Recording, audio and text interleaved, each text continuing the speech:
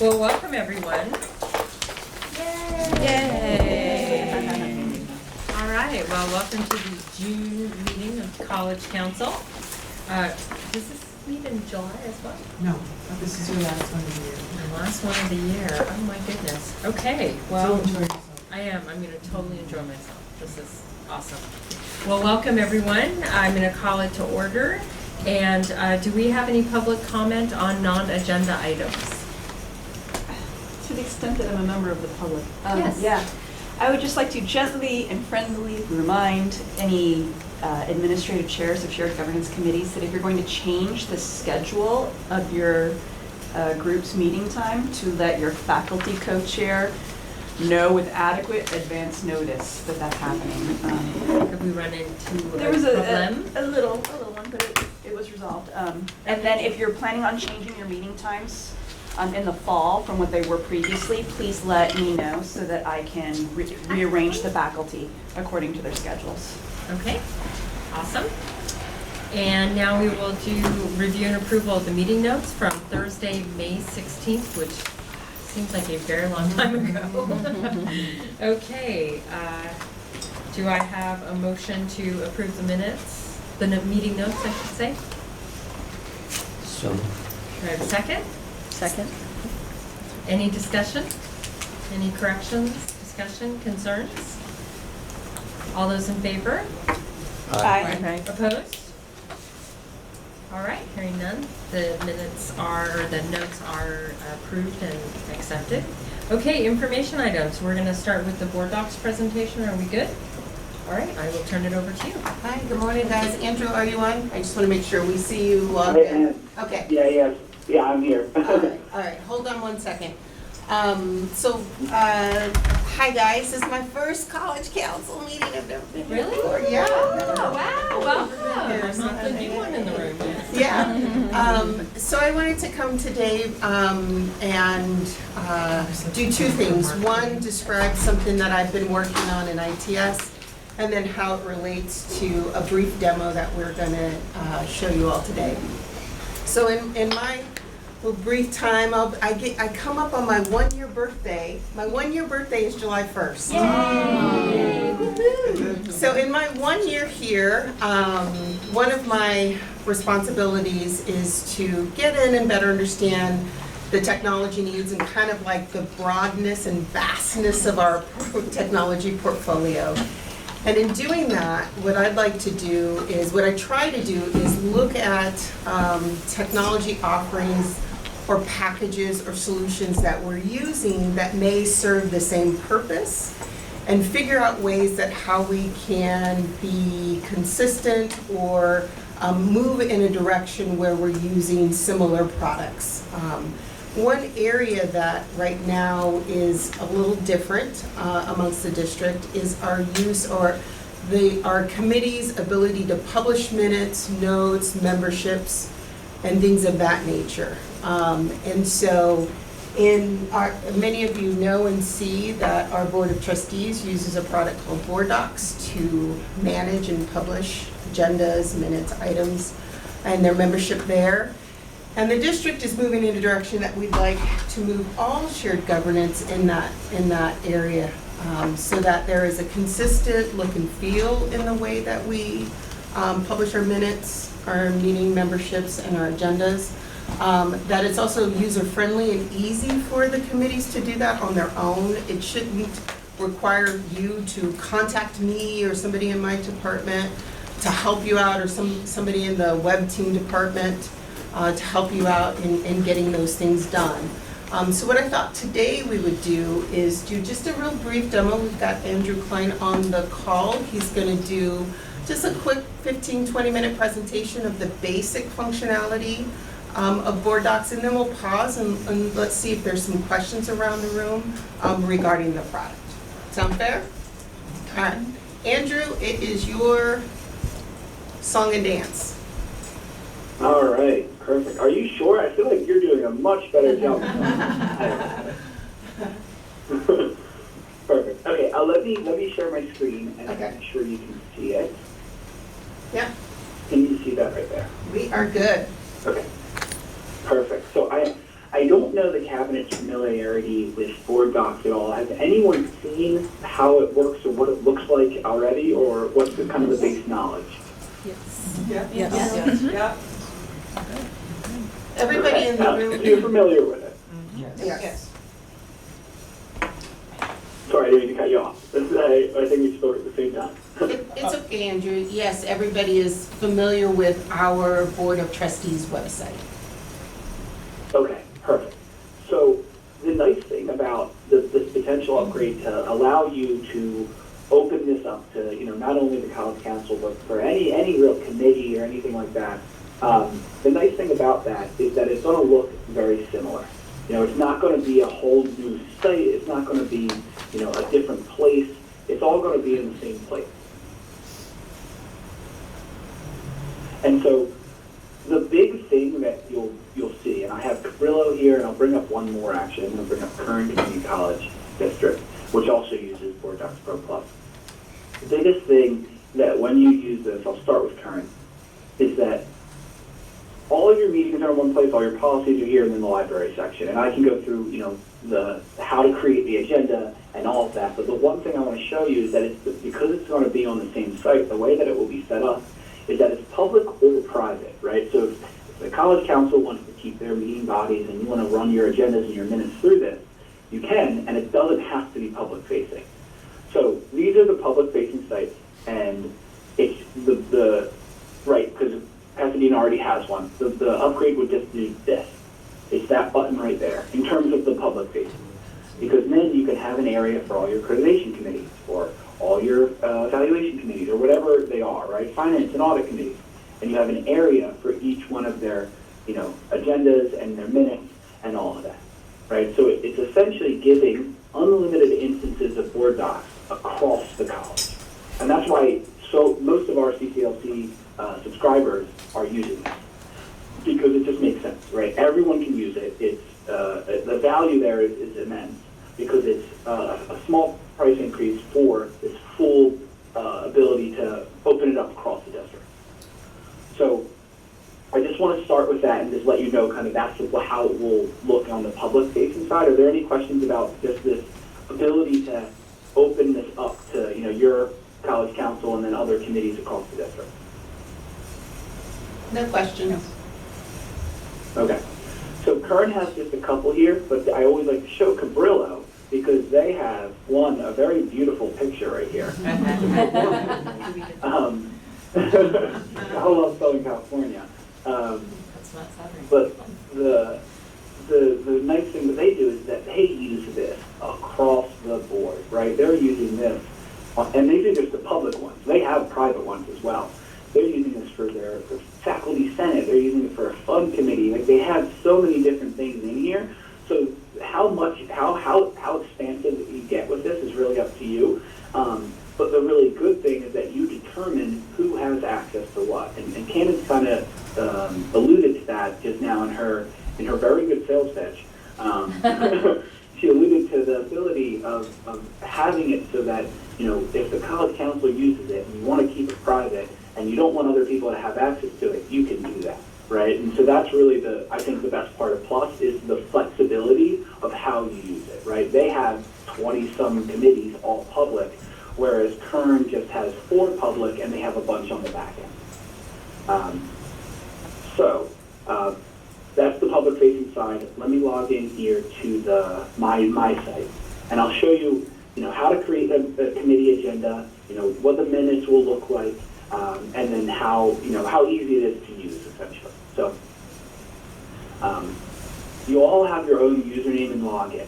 So I'm going to log out really quickly just to show you what it looks like. When I authenticate, it's going to bring me here. And so, again, Candace alluded to our support team kind of taking on that burden of if anyone needs help or if you need training, it's on us.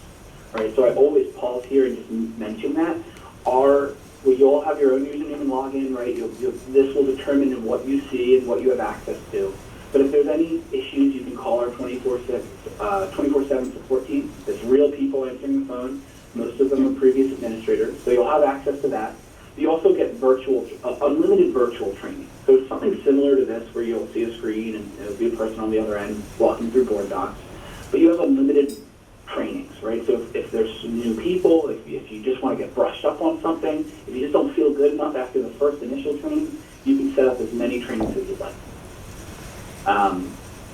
And so when you log in, I'm logged in as a super publisher, so I'm going to see things that board members generally won't see, like this is my items, this is where you're working on a lot of things. For the publisher of your meetings, they'll have access to that, but as a board member, you wouldn't see most of that, right? You wouldn't see this stuff right here. But so right now I'm in my board of directors. My homepage will, you can put certain things from other committee meetings on your homepage, as I did down here. But essentially, this is your board. You'll have one homepage, and you can, based on your login, you'll see your meetings, or you'll see other meetings that you're a part of. And then as I come through, if I say, okay, let's go to the audit committee, I'll see my active meetings here, and then most of the work is done in drafts, right? So when the meeting's ready to be consumed by the board or the public, it will be an active, and they'll be able to view the agenda. And it's going to look very similar to how it looks for the main board, right? You click through and you see all the agenda items. The thing as council members that maybe you don't have on the, if you're not on the full, if you're not on the main board now, there's executive content. So you can make your meetings completely public, and if there's something that you don't want the public to see, you don't want anyone else to see, you just want the council members to see, you can make use of this executive content. So there's areas to make it so that you can only see certain things, whereas the public or the other boards or what have you, other people in the district can see that you're having this meeting, but there's certain things that are locked down, right? And there's certain things that are just for executive members. Is there a need for something like that? Does that make sense? Not really. Right this second.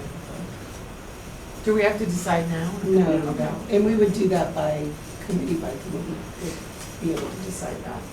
Maybe, Andrew, if you can just sort of quickly show how somebody would publish an agenda really quickly so they can see that Yep, functionality, how they would post their Yep, that was minutes. going to be my next point. Okay.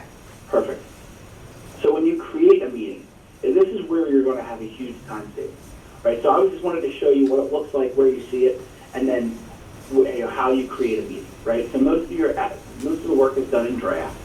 And so if your meetings look similar, like in terms of the agenda being like the opening, the closed session, new business, whatever it is, if your meetings look similar month over month, you can just duplicate them, right? And if I duplicate them, this is a very short agenda, obviously, but I can come through and say, okay, I'm not going to have this part of the meeting, or this new agenda item won't be there, and you can even duplicate attachments.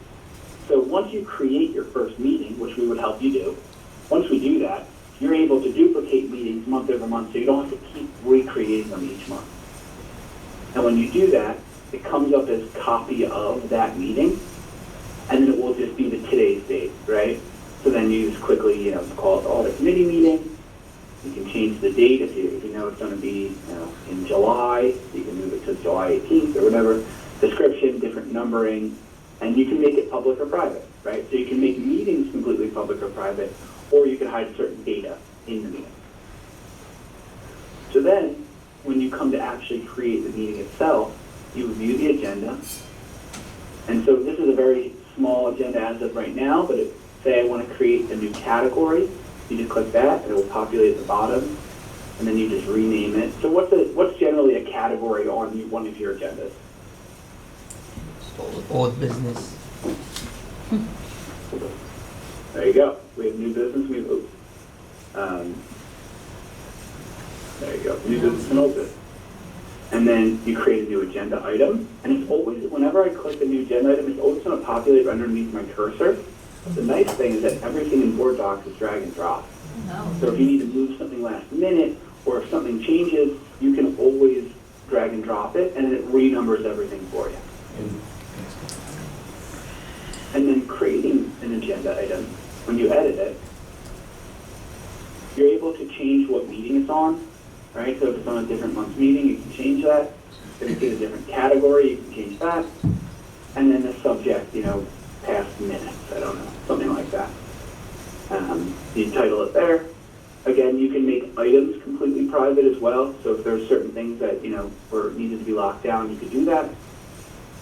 Then there's different types, and you create this on the back end, right? It's just for tracking. Like if you want to see all of your reports, you track it as a report, if it's an action item, some more stuff populates.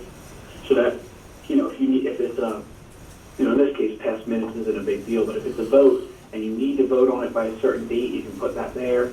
You can say what's the fiscal impact, is it budgeted, and what's the recommended action, right? So you can fill that all out. And then there's different, as I mentioned earlier, there's different content levels. This is a rich text editor.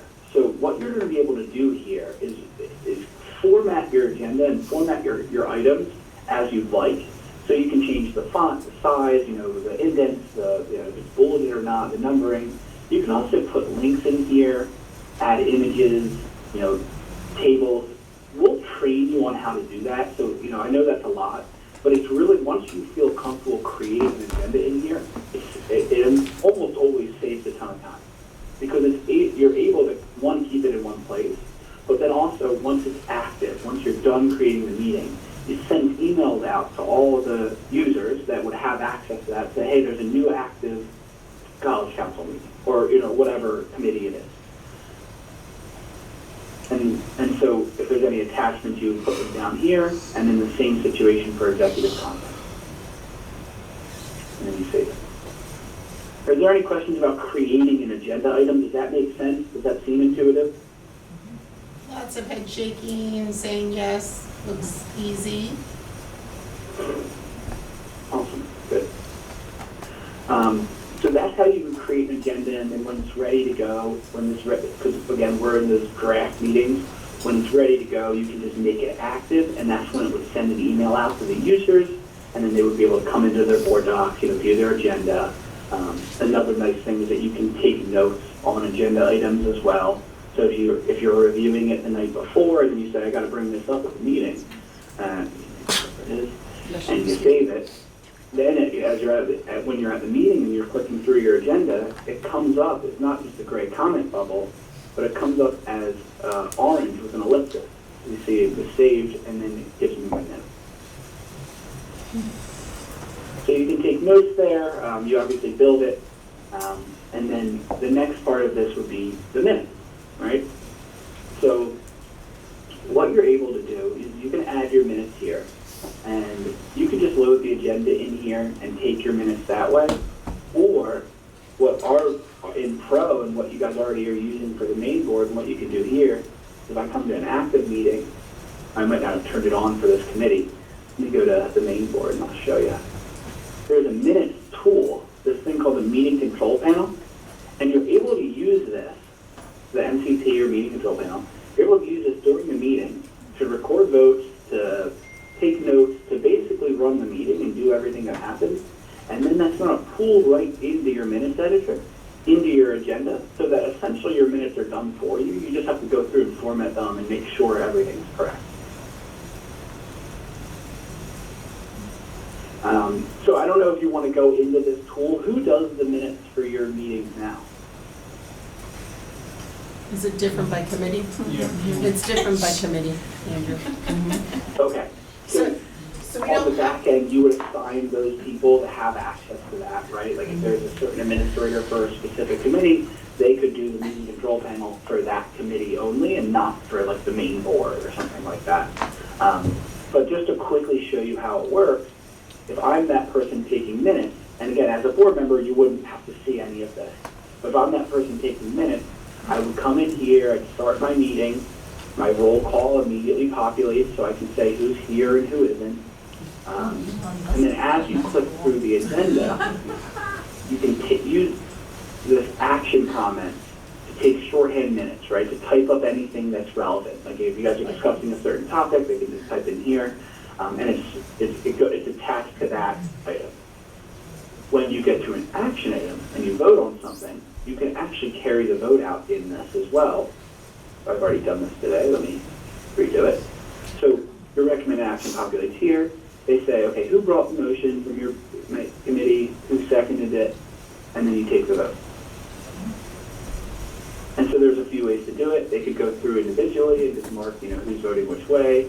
They can mark it unanimous, which means that, a lot of votes go that way. Or the reason I'm opening this and showing it to you is that you guys can actually do online voting. So you don't have to do this. You can completely not do this tool if you don't want to. But if you have your computers in front of you during the meeting, you can use this online voting, and then you, as a board member, you're just sitting here viewing the agenda, right? You're looking through your agenda, and they're running this meeting control panel, and you get a pop-up that says, hey, we're voting on, in this case, B2, approval of these positions. And then as your votes come in, they get a check mark to know who's voted, and they can close the online vote. So this is something that, that person that does the minutes would be trained on, obviously. But the nice part about this, there's two things that I think are really helpful. One is during the meeting, we have this scoreboard function. So I don't know if do you guys project anything on the big screen during your meeting? Do. No? We do At the Board of Trustees meeting. Right, of course. Well, you can use this also for your committee and your council meeting if you'd like. What it does is it just follows you. I moved this meeting control panel off the screen for demo purposes. If I mark this vote unanimous and I save it, which I just did, boom, it will actually show the vote in real time, right? If I click down to, this item down all the way down here, it moves down there. If I click the 4, it's going to move over here as well. So it just follows you with your agenda. And then as you saw, there's also a timer function. So you can set up preset timers or what have you. But it's a nice way to use this during the meeting. The real value after that of being able to run the meeting and have it on the big screen is that when you're finished, or when they're finished taking the meeting, they can use this now to pull into their minutes editor. And I'm just going to load from the NCP. And now it shows me, okay, this is when I created it. Here's my roll call. Here's all the notes I took. Here's all the votes that were recorded. So it essentially does the minutes. All you have to do is format it and make sure it looks right. Great, thanks, Andrew. I think from a demo purpose, we're good, but I want to open it up for any questions for the Yes, group. please. The only one that I had is when you were doing as far as making a agenda or a meeting active, right under that is, or above that is actually a delete button. Is there a verification of wanting to delete or making active?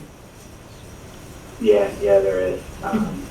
Really? Sure you want to do it? Exactly. I mean, they were like literally right next to each It other. will give you a little pop-up. So in this case, I forgot I had some edits in here that I didn't save. Okay. But if it was already ready to go, I could do it. Yes. And then if I were to delete it, it will pop up and say, do you want to delete? And so, just so you know, only certain people, like whoever you designate as it, will have access to adding or deleting, right? Not everyone's going to be able to delete your meeting, right? And that's obviously on Right, it was one that accidents happen, so I want to make sure that there was a way to get it back. There's safeguards, yeah. And then same thing with like the minutes, right? If I come in here and I do, like I type in something and I go to cancel or leave, it says, do you want to leave without saving? So it does that across the site where it will make sure you don't just delete something or get out of something that you didn't mean to. Sounds good.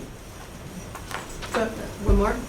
Just a really quick question about loading up attachments. Mhm.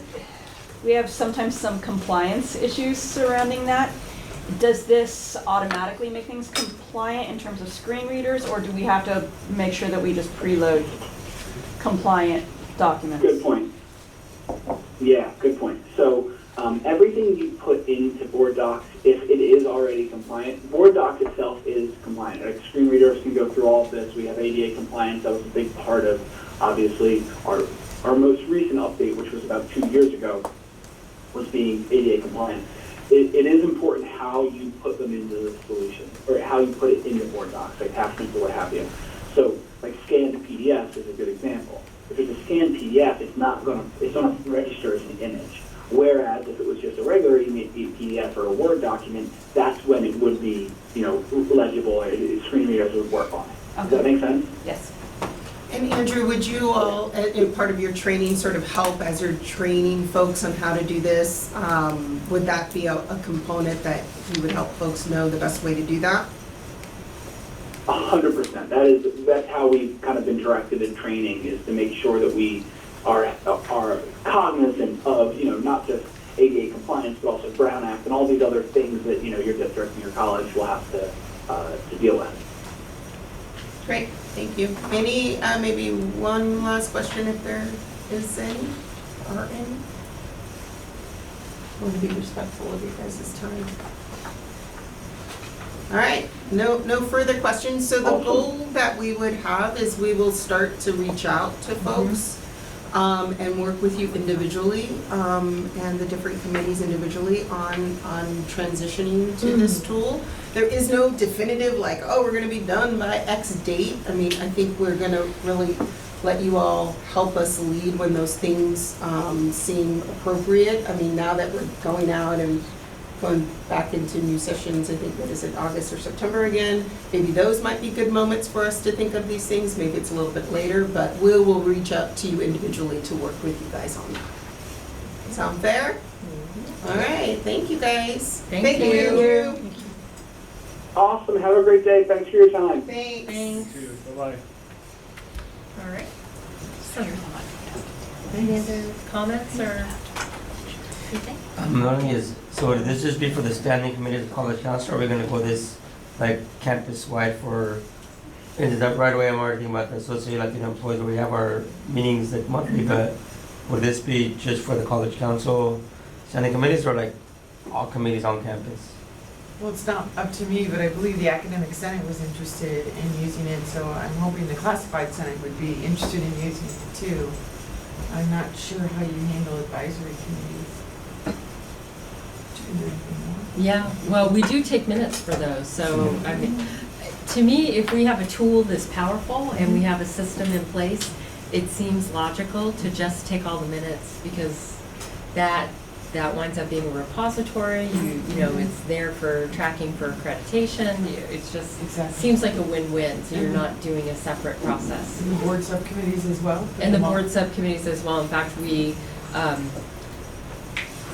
started taking minutes at our board subcommittees this last time because that is required by the Brown Act. So that would be great, because right now we're producing a separate set of minutes because it's not in board docs, but it should be. Yeah, it seems like it'd be easier across the board. And you were wondering about, I'm sorry, do you know Ale? Yeah. Ale? I don't Yeah. know. Or just, I mean, again, I'm not sure, that's why it's just depending on, Do you take minutes? somebody does. But it's not a limited license, right? It's unlimited. We can do It's a as college-wide, so Absolutely, we You know, can use it. it really is to the benefit for I think so everything too, to I be just in a know. single repository and, you know, not have to have, as I have in other colleges, have, you know, minutes taken and then they get uploaded into SharePoint and then they're created in a, you know, you skip that whole step if you can do that. One thing that might be nice is to have a pretty consistent format, because I've noticed, at least with SLOs in my division, where we have a lot of people Yeah. doing a lot of different things, the labeling is not clear at this point, because In terms of the everybody- items and. Yeah, because everybody yeah. has access, so they'll say SLO 1, you know, Mhm. 15 times for 15 different courses. Mhm, So mhm. when you have a lot of people who are getting on, if there's some kind of master Mhm. template, Yeah. that Yeah, might be I think something so, to and in think about. addition, I really like the functionality where you can copy, like, once you do set something up, you can copy that forward, and then it sort of now Yeah. becomes your template piece, so that may be a way to address that. Emerson made that note, Yeah. show standard format Yeah. for each one, so that everybody follows. Yeah, I mean, I don't Yeah. know if it actually works for each committee, you know, because some committees might have their individual needs, but I think as much as possible. I totally And agree. in terms of being able to, if everything's up there, certainly being able to find the information, Yeah. that should get looked at. Great suggestion, I love it. Lenore? The drop-down menu with all the different committees, is there a way to have it sort of separated out, like Academic Senate has to post all of its subcommittee according So to like Brown a Act? subdirectory? Right, subdirectories. Probably. I think so, but we could, as we work with you guys on that, we could figure out what's the best way to organize your subcommittees under Okay, cool. the main committee. Leslie?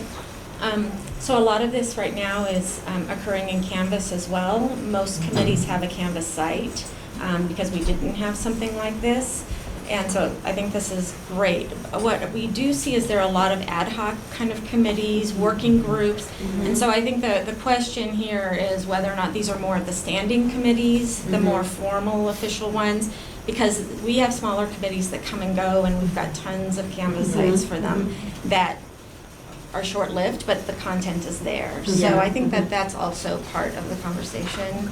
Well, my accreditation hat being on is anytime we can capture this data in anticipation of a visit and being able to produce that information in a single place.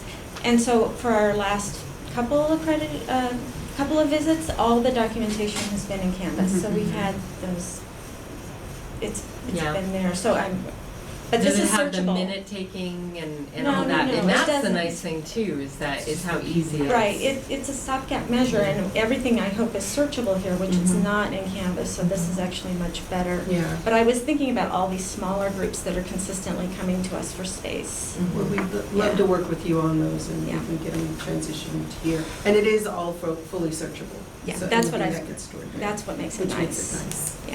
Can things migrate from minutes that are on Canvas? Can they migrate? Yeah, we're gonna have over? to figure out a migration plan. I think we would work with each committee and subcommittee to figure out what needs to be preserved and then move it in. It's very similar to the transition for the Board of Trustees side. A lot of that data also had to get migrated from the previous way that they did it into Board Docs. So it'd be a similar, working sort of project with each committee We on can what have that a is. roadmap already. Yeah, I mean, Because that was huge. some may say, nope, we're good, we'll start new. Some say, for, our retention purposes, we actually need to do this.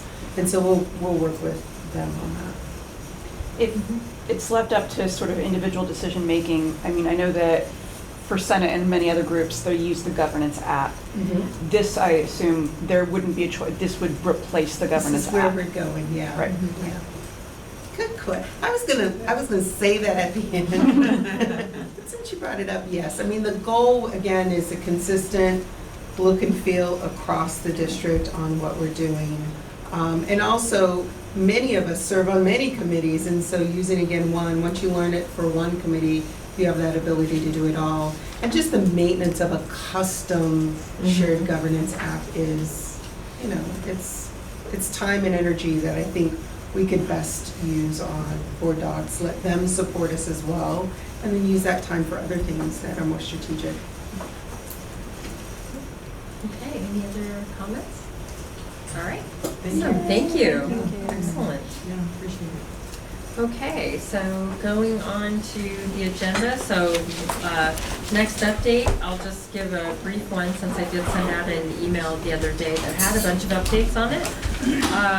Yay, we had graduation. Thank you for everyone who was there. Thank you for everybody who did an amazing job putting it on. It was a lot of fun. It's like my favorite day, so awesome. Last night at the board meeting, the board approved both our equity plan, which is good since it's due June 30th, and also the tentative budget. So we're good to go with that. Our tentative budget, we're balanced. We're hoping that we actually do wind up getting full funding for this year. We still haven't received all of the money we should have received for all of our great student success because the chancellor's office is claiming that they don't have enough money. Rumor has it the Department of Finance thinks they have enough money, so I think, the devil's in the details on that one. But either way, we do have a balanced budget for next year, so that is good. Our new student trustee will be sworn in July, but he was there in the audience, Alex Sarkeesian, and so we will be off and running on that. And I think that's all I have since I just sent out an email. So with that, I'll go to the academic affairs update. Dr. Junie. Hi, good morning. So first off, Candace reminded me that today actually is my 3-year anniversary. Yay! I actually got an email from a faculty person Wow. reminding me of that. So Well, all right then. anyway, so first off, faculty hiring. Actually, the board approved 31 faculty hires last night at the board meeting. They had previously approved 14, so that's 45. We have one more to go, and that one's kind of dragging a little bit behind, but it is moving forward, and that's commercial music/music lab. And that would be 46, and that's what we need to meet our FON. And so we're good to go on that. Also hiring, there are 2 dean positions that are currently in the process. VAMS is moving forward at this point. Interviews are scheduled for next week for first level. And so we're hoping that that person will probably be starting around August 1st is what we're shooting for. Health science, a little bit behind on that. The position was posted yesterday. The hiring process will be occurring over the summer with the hope probably that that person will be starting around the 1st of September, 1st of October, depending on how the pool plays out. That's a little bit harder usually to fill that position. Summer enrollments, I sent an email out yesterday to exec, and you know, I'll add a little caveat to it, but yesterday was the first day of summer. Enrollments at that time are the highest that they have been for the last 3 summers, and so that's really good. We were at 18,317, which was about almost 700 greater than last year at that time, and it was about 200 greater than summer of 17. So summer of 17 was a good year compared to last year. Number-wise, it's an almost a 4% increase in enrollment over last summer. The bad part is that it's already down today. At PCC, our students start leaving the second day of class, and it doesn't matter what the term is. That's pretty traditional here. And so, you know, what's the answer for that? You know, there's a lot of shopping that's going on. Yeah. In summer, actually, I think in some cases it's probably a little worse because it's like, really, I have to do all of that? I know, it's like, seriously? I'm gonna do this now? I don't think so. I thought this was summer school. Yeah, exactly. I don't wanna do this. And so I think the impact is a little bit of what students actually are expecting for the summer. In regard to FTS generation, our numbers are actually looking really good. You know, I'll just say the kind of the big picture aspect of it. Our base for this year is 23,963. Base for this year is a little bit harder to calculate because we're doing a 3-year average now, so that's actually lower than last year's because it's an average of the last 3 years. We currently, our estimates are saying that we're generating 24,922. So we're in excess of that by almost 1,000 FTS, and that's good. The way we do it here, obviously, is summer can go, certain classes in the summer, depending on when they start and when they end, can go either way. Dr. Indradras and I will agree that the best way of doing it is pushing everything we earn from the summer to next year. PCC has not done that for a while, but last year, for example, we had to borrow 425 FTS from the summer, which isn't too bad when we're generating between 2,000 and 2,500. Perfect world, that would be 0. This year, for us to reach base, we are currently probably right around that same number. It'll be around 500, 550 that we'll need. I don't know that exact number yet because positive attendance hours are still being inputted for spring. So I don't know at this point how well we did for spring. Currently our spring is 600 less than last spring, but there's no non-credit in yet, and a lot of the credit positive attendance are still coming. And so my estimates based on historical numbers is that we will have about 1,530 FTS to push toward next year. Last year we pushed, well, that's credit, so we'll have 1,600 credit FTS to push toward next year, and last year we pushed 1,300. So we're better this year than we were last year. Also, that's because we're not going for growth. Right.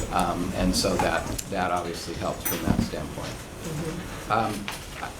So I made an error last night in regard to associate degrees for transfer. I did a little bit more thorough analysis of that. The board approved another associate degree for transfer last night. Currently, if you go on the Chancellor's Office website, they have a document that shows where all the colleges are, and according to that document, Pasadena City College has 27 approved associate degrees for transfer. Two have been approved. That document's dated May. And so since that time, the Chancellor's Office has approved 2 more of our associate degrees, one in social justice and one in agriculture, plant science. And so at the Chancellor's Office, we're actually at 29.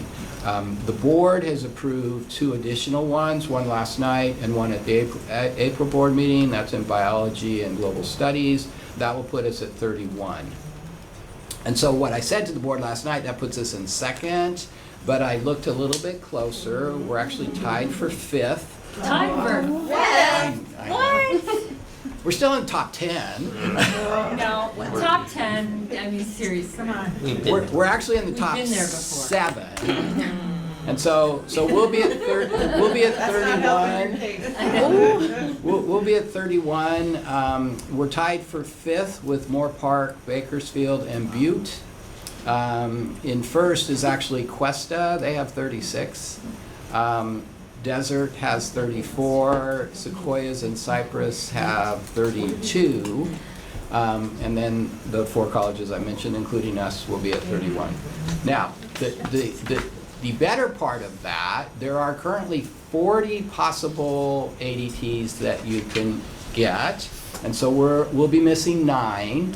I sent an email to the deans, and I've asked them to start working with their faculty because I believe that we could probably develop ADTs for 8 of these. And that includes ag business, chemistry, child and adolescent development, computer science, environmental science, hospitality management, law, public policy and society, and social work and human services. The only one that I don't think we can go after is ag animal science. I don't know, you're just not thinking creatively. Well, I'm not saying we can't, but I'm just saying that. Chickens. Yeah. Yeah, That's what I said last night. We got a big lawn out here. Terry wants to grow some hops. Well, I'll just say, Program. well, that hops go in the plant science, and we do Oh, that's have, true, they we do. do have that one. And that actually would fall more under the hospitality one than anything else, but, so I'll just say on my Facebook page, I did see that there is someone who has 2 large bulls that are up for adoption, so, I mean, I could reach out. We should all just stop, pause there for a minute.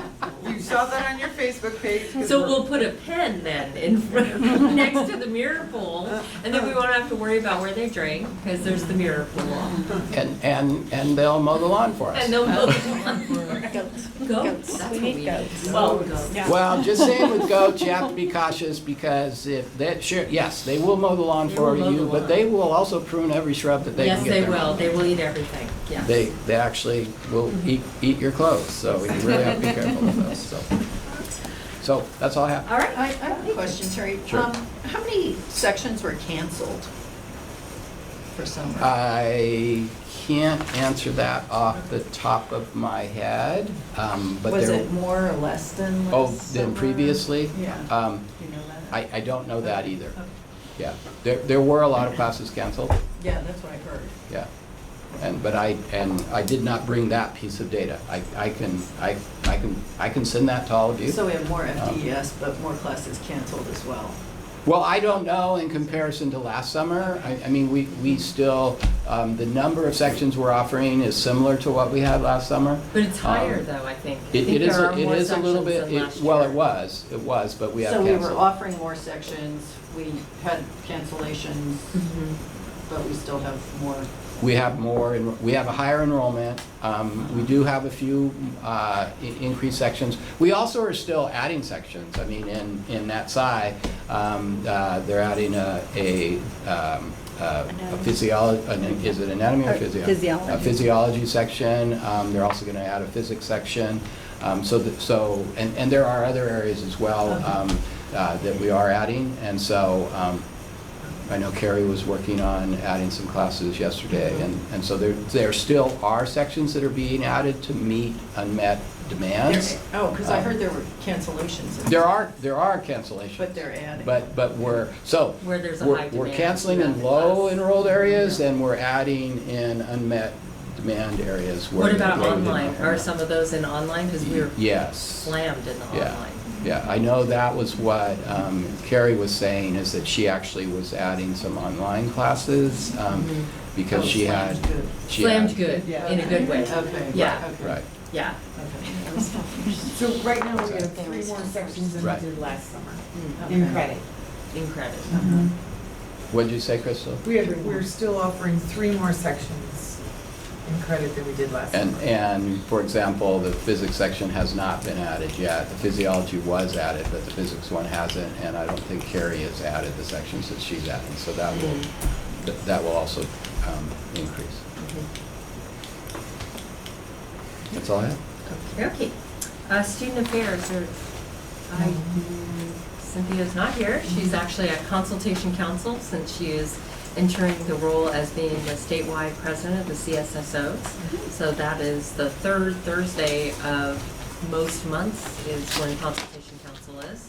So she's there also with trustee Linda Waugh, who's the president of the CCCT board. So they're both there. Business and Administrative Services, we also have both our new Vice President, Dr. Mike Bush, and Hedba are both on vacation. Mike had a pre-planned, actually poor Mike, he was supposed to go to Cuba. And like the week before they were supposed to leave for Cuba, a decision was made that no cruise ships could go to Cuba. So he redid things, so he is on vacation. So But with he's that, not in Cuba. but he is not in Cuba. I can guarantee you that. I don't remember where. Oh, Austin. I think he's in Austin. Oh, that's very exciting. That's right. Next best. Yeah, Next that's right. Yeah. Okay, so old items, discussion and possible action. I'll turn this over to you. And I'm going to turn it over to Olivia Liu. Okay. But I'll just go quickly through the BP, which is just a minor wording changes to bring it into the consistent format. But Olivia, you want to walk us through the AP, because this is where the Sure. I think for the most part, we've already submitted to Management Association as well as the Classified Senate and the Academic Senate for review.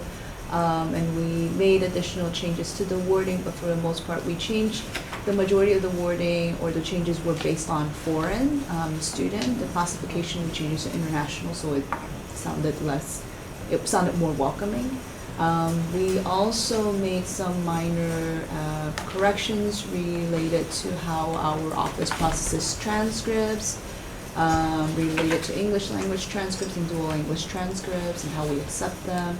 We also suggested an addition of other changes on the English language proficiency requirements. Currently, we accept a variety of exams, so we just made an addition there for the Duolingo English test. This does not replace any of the exams that the students, or no longer assessments, but if the students need to take ESL assessment, they still, I think, are able to do it when they come in. But it doesn't replace anything. It's just a minimum admission requirement for international students that must show English proficiency. And so we just made that recommendation. And then all the other things, it was just a language wording change. So for example, alternative orientation, if students are not able to make it to the mandatory orientation, they can set another appointment with our office to do a check-in of their documents. So we added alternative to it. And international students again. And some other wording regarding to the regulations, because we wanted to be a little bit more consistent with what the federal government was using related to violation. It sounds horrible, but yeah, it is. Violation of regulations. I think that pretty much sums it up. Any questions or any comments about APVP? Thank you for doing this. Yeah, no, Yeah, you're welcome. it's very good, Yeah, thank you. very thoughtful. So the way that this is written on here, does that mean that we can entertain a motion? Yep. To adopt? Vote to approve. To recommend to you. To To recommend? Second? Any discussion? All those in favor? Aye. Opposed? Abstentions? Excellent. Thank you. Okay. AP 4011, Flex Advisory Committee. Okay, I think this is, and I'm gonna let Grecian and Valerie and Sheila, I think, talk about this. I think this is about finding a home for the Flex Advisory Committee. Okay, we're gonna find a home for the Flex Advisory Committee. Jason, what can I put up here for you? Just a little bit of background. So 4011 AP was approved at the end, around the end of spring last year. We've always had a Flex Advisory Committee kind of functioning on campus. This AP formally identifies that committee. The challenge was that it doesn't say where that committee lives. So that's been problematic for us this year just because we don't have a place to post minutes and agendas for our community to review. So the PD Standing Committee took this up as a discussion item and would like to recommend that the Flex Advisory Committee sit as a subcommittee of the PD Standing Committee.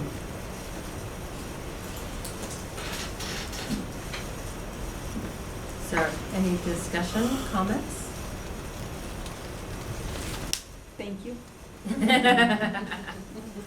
This will help faculty enormously. Okay, do I have, yes? Well, mine's very simple. When I'm just in the management, just the actual title, student equity director. It's supposed to equity director. Oh, yes. You can put it down. Thank you. Okay.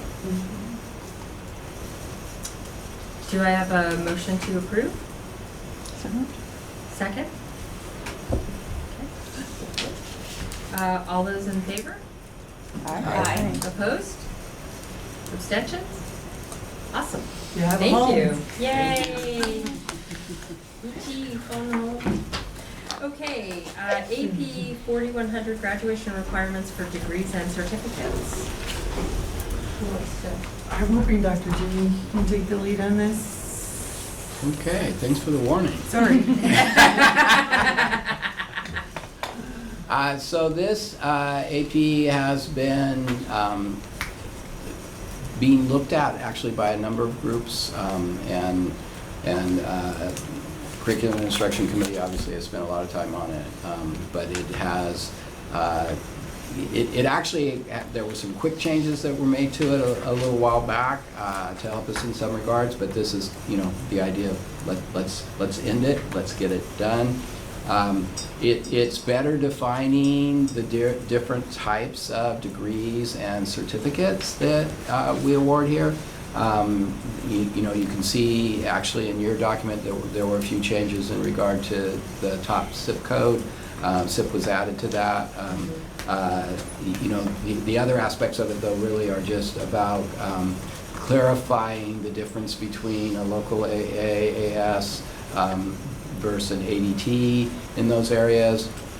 A big part of it actually also as well that was interesting to note is that at Pasadena City College, a short time back, the only ASs we awarded were in the career technical education area, not in STEM. And so we had AA degrees in the STEM fields, and when I got here it was kind of like, because in fact, the PCAW and Title V define that degrees in STEM should be associate degrees for science. And so that was actually, those words were actually in our AP, but we ignored them and. That sounds like a. Yeah, so. And then it also, obviously also includes the certificates as well. I think the other thing everybody might want to know, which is in the first paragraph where we stated that we will auto award. So we added that in, so Yes. now it's officially codified in the first paragraph. Carrie, did you want me to pull something up in particular? What's that? Do you want to something about certificates? No, I was just looking at something as I was saying that.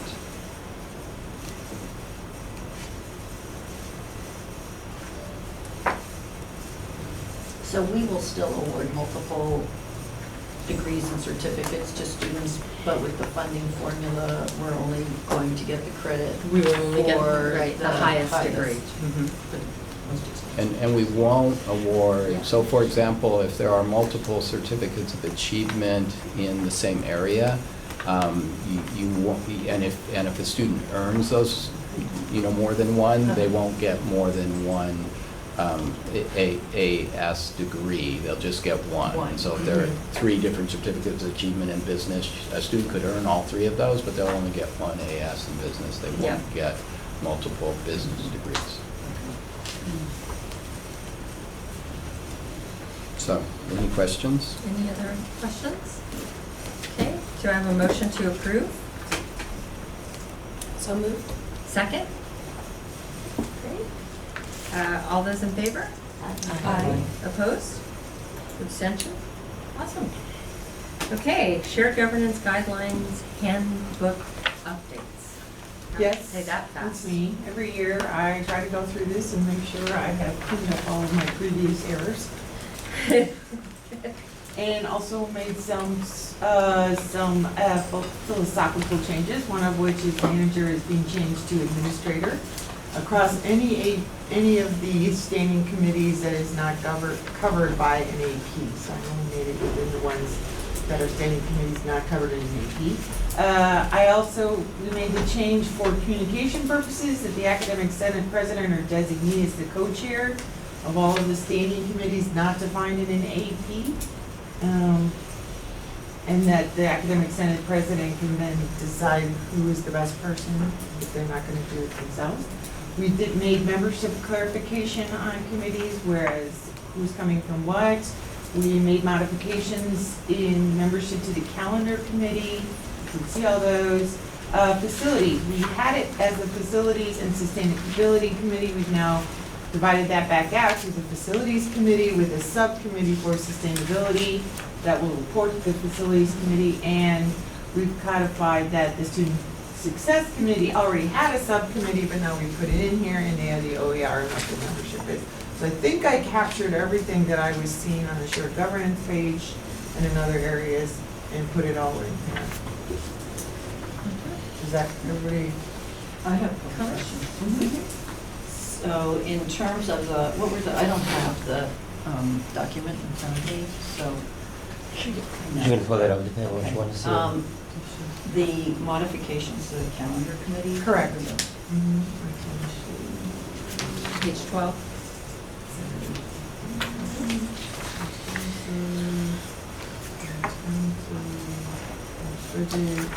Calendar, okay.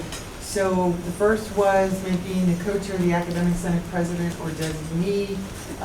We changed one of the faculty appointments to be from the PCC Faculty Association. It wasn't before, it wasn't designated as such. We did the same thing for the classified senate president or their designee. We added a specific, an administrator, another division dean. That'll be appointed by the assistant superintendent, president, vice president instruction. We added an administrator to be appointed by the Management Association, and we specifically called out that we need to add the director of admissions and records, because this is clearly a very important committee for them. Are those changes in numbers of administrators? Yes, that will add administrators to this committee, And why are we doing that? because we need to have these folks on the committee. We have,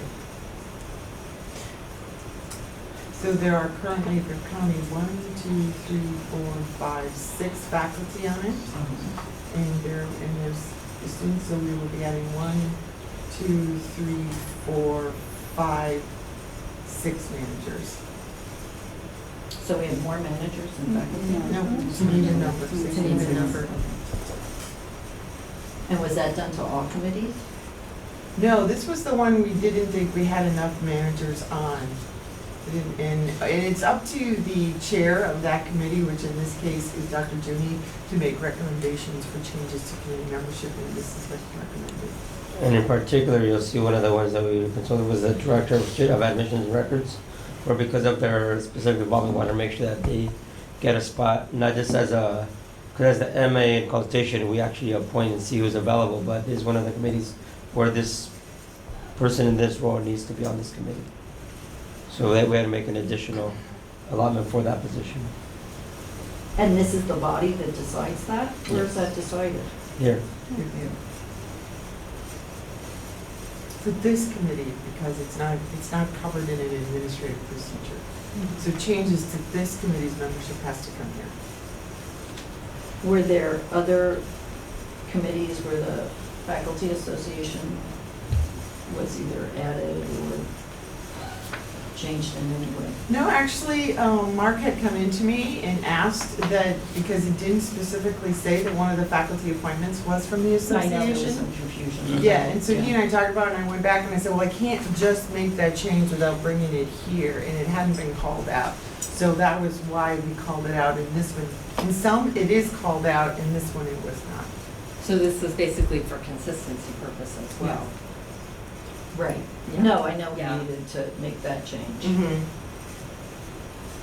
And the additional managers were so that we could have the same number of managers on the committee as faculty? I don't believe that's why at all. I think what Dr. Ginny wanted was division deans who are very much responsible for scheduling and calendar sorts of things, and he needed, I think he wanted 2 different types to be at that meeting, and he's appointing them. Is that, That would be true. just trying to think Yeah, like there you for there half are, a minute. I mean, and right now, the division dean on there is Martha House, and from a STEM perspective, the perspective is different It's very for different, yeah. STEM as compared to social Social sciences, for example. Social sciences does not need time to prep before and after a term starts, where that's really important to the NAPSI, and so so they have different perspectives of what makes a good calendar or a difficult calendar. And then, you know, I would even also argue that there probably should be the manager of academic services on there, which is the person who is responsible Scheduling? for scheduling. I would. You could also argue that campus use should be on there. And so there's a number of functions that really should be part of this conversation. You know, I mean, Tito and I discussed a little bit about the administrator appointed by the Management Association, so the Management Association is aware that having Jacqueline or Tanisha there makes perfect sense because of what they would bring to the table. So we didn't spell it out specifically, you know, we kind of left that up to the Yeah, and for them, Management for this Association. it's always been one or the other. You know, when they take turns as far as being, but both of them definitely have the need to be on this type of committees. I mean, if it's something that we're discussing with, again, it would be adding more managers, why we didn't, to, for the same time, try to keep it even, but at the same time, make sure that we have the right resources there in this committee.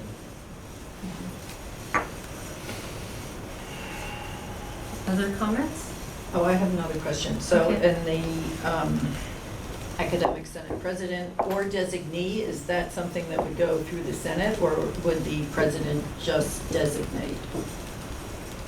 I would take it to the Senate. But by the rules, since you A may not designee, always be right, a designee would be a Senate. designee of the Senate president, and so, although all the other faculty are appointed by the academic senate. Is that just for this committee, or is that? No, that was across the board. A similar change was made for classified senate representation. So for the classified senate president or designee, it happened in both of those cases for communication reasons. Yeah, I think that should go through those bodies. Everybody has their own rules as far as how they actually appoint managers. There's more for college colleges to see who's gonna be one responsible for it. So I'm sure again, with MA, we have our own process. I'm sure the academic senate has one as well. I mean, I would Well- remind everybody in the room that the academic senate president is elected by the full-time faculty, and so it's not as though this is a position where there's some rogue person going in. This is a person from the full faculty, as opposed to just the academic senate have elected. So I would argue that having the senate president there is actually more representative of the full faculty role. I'm not arguing against the position of having the academic senate president there. It's the process of the designee that I'm arguing against. That because the Senate does have the tradition of putting its appointments through the body. And I'd like to see that continue. The designee would presumably be another member of the executive board or somebody in the Senate that's. I can't call on you, Turk. I had a question. I'm sorry, I didn't see that. I was just wondering about the terms, because it says 11 members appointed to 3-year terms and 9 members appointed to 2-year terms. So how does that get decided? Draw from a hat? Yeah. We actually probably should revisit that at the time. I mean, I haven't changed that. Yeah. That was decided when this was first adopted, way long time ago. We probably should revisit that, and I would be open to suggestions from the academic senate or the superintendent president of how that could be adjusted. And Yeah. we could adjust it. So that's not a change. No, there's no change there. Yeah. That is the language. And it's very confusing. I agree. Right, it seems like it should be designated here Mhm. if we're going to, Yeah. I understand the need to keep a committee consistent, but it doesn't make sense to me. And then when we're counting the 11 members, we're counting students, but, right, because students make up the 20, but students may be on this committee for 1 year, right? Right. So is it really fair to count them in that number? Doesn't seem to make Go ahead, sense. throw out some language. We can do that. Oh, okay. Yeah, we can change I'm that, like, you if you know. want numbers, great with that, guys. Yeah, I mean, I can see doing, I think it would be important to have staggered terms, because obviously you don't want Right. everybody to term out at exactly the same time. But it does seem a little arbitrary for it to be a 3-year term and a 2-year term. It's like, how do you get chosen for this, but I got chosen for that, or appointed? So what I would say is, if we back out the students, 1, 2, 3, 4, 5, so we back out the students from the 20, that's 15. So we could have, because I assume that the co-chairs are not considered in the expiration They're not. piece and the term limit. So that would be 15, so there could be, 8 members, if 15 members and on staggered 3-year terms, 8 in one set, 7 in another, or vice versa, it doesn't Right. matter, but, does that make sense? Yes, I can figure that out. And then students would be on a 1-year term? Students would be on a 1-year term because they're likely to only be here 1 year, Right, exactly. especially, so I think Yeah. students would be, but it wouldn't bar them, I guess. It doesn't bar them from continuing on if Continuing, they stay. yeah. Right, Reappointed. They could be They could reappointed, be but I think reappointed. it's good to differentiate. yeah. I mean, the reality is, we don't want students here for 3 years, we want them gone in 2, we want them gone. I can rewrite this so Okay. they're, for most of these, they're 1-year terms with the possibility to be reappointed by their Mhm. body the following each Mhm. year. So they could be on multiple terms. Right. Or Go ahead. what about doing even numbers of the 3 and the 2? Why is it a 3 and a 2? Just to stagger them?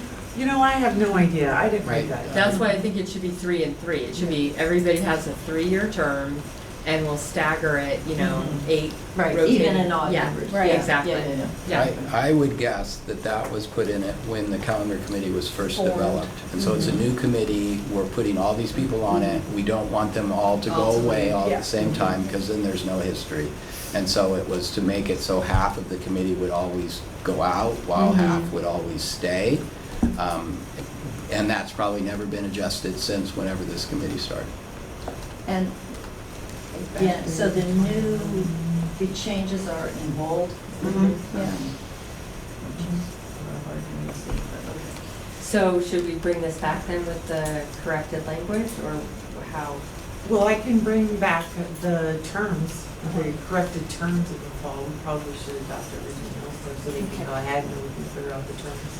Because I think I'm gonna have to Yes. go through every single one and figure out the terms. Okay, so can I entertain a motion to Move to approve the composition? composition of membership. Well, actually, can you just approve the whole guidelines? Yes. Yes. Thank you. Approve the whole guidelines. Do I have a second? Need a second? Second. Okay. Any further discussion? All right, all those in favor? Aye. Opposed? Okay, one in opposition. Any abstentions? Oh, abstain. Okay. Okay, so then that brings us to new items. BPAP 6300 fiscal management. Correct. So these are two policies and procedures we currently do not have, Okay. which we should have. One is on fiscal management, which basically establishes the procedures for our fiscal management according to Title V, and the AP, which basically says what we're gonna do, responsible stewardship, blah, blah, blah. These were written by HEDFA for me. Okay. And it talks about all the different, the uniform grant guidance, all the things that we will follow when we are doing our fiscal procedures. And then BP 6200, I'm just gonna move on because these all have to go out. The shared governance is budget preparation. Another one that we should have on the books and we do not, that talks about how we will develop our annual budget. Actually, I think they're all legally required and I haven't. I think they are all Yes. legally required. Yeah, sorry. yes. So we need to move them through and get them on. Okay, so so there's no need for a vote here, right? Because they still need to go. Yeah, they will go out for Okay. sure. And is this, In the does fall. CCLC provide They basic provided language me for that? with template language, which I Okay. gave to Hedva, and then she And wrote then them for me. She did this, okay. Basically, it's a couple of documents that say what I'm gonna do and make sure it happens. So, Mhm. there you have it. Okay, any comments or thoughts on that? All right, announcements?